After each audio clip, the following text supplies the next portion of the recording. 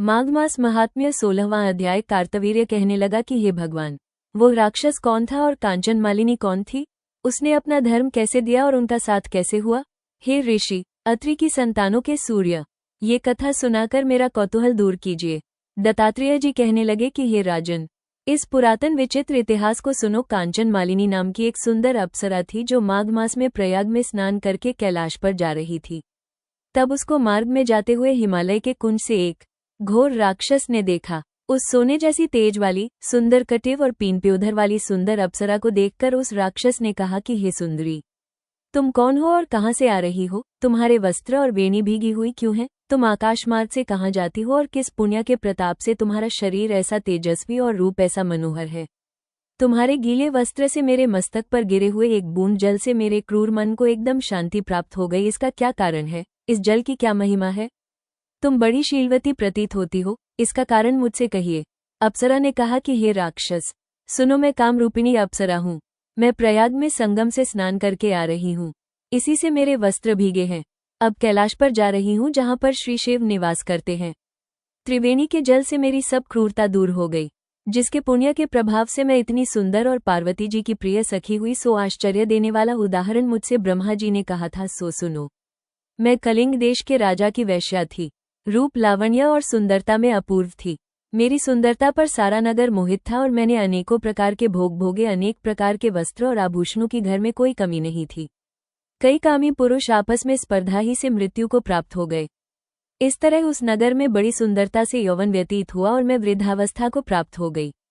तब मेरे मन में विचार उत्पन्न हुआ कि मैंने अपनी सारी आयु पापों में ही व्यतीत कर दी।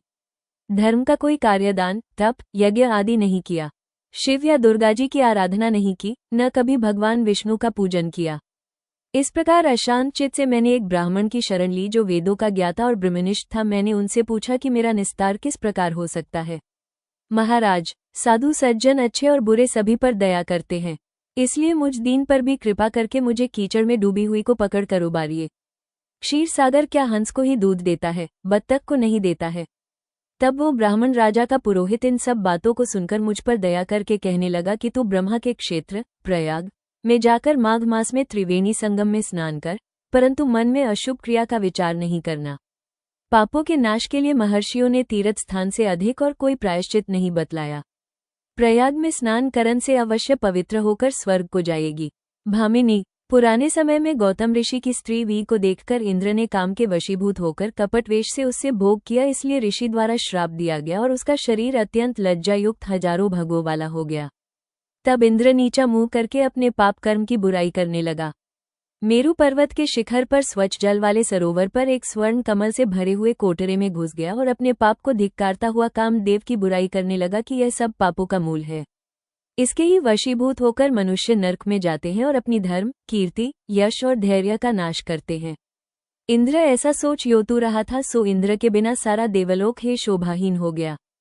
तब देवता, गंधर्व, किन्न, लोकपाल इंद्राणी के सहित रव बृहस्पति जी से जाकर पूछने लगे कि महाराजा इंद्र के न रहने से स्वर्ग ऐसा शोभाहीन हो गया है जैसे सतपुत्र के बिना श्रेष्ठ कुल। इसलिए स्वर्ग की शोभा के लिए कोई क्रिया सोचिए, इस विषय में देर नहीं करनी चाहिए।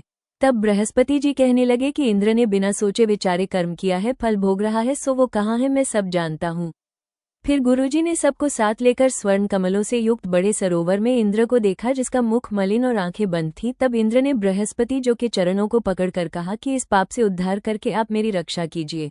तब बृहस्पति जी ने इंद्र से कहा कि प्रयाग में स्नान करने से ही तुम पाप मुक्त हो जाओगे। तब इंद्र सहित सबने ही प्रयाग में जाकर संगम में स्नान किया और त्रिवेणी स्नान से इंद्र पाप मुक्त हो गए। तब बृहस्पति जी ने इंद्र को वरदान दिया कि तुम्हारे शरीर में जितने भग हैं सब नेत्र हो जाएं।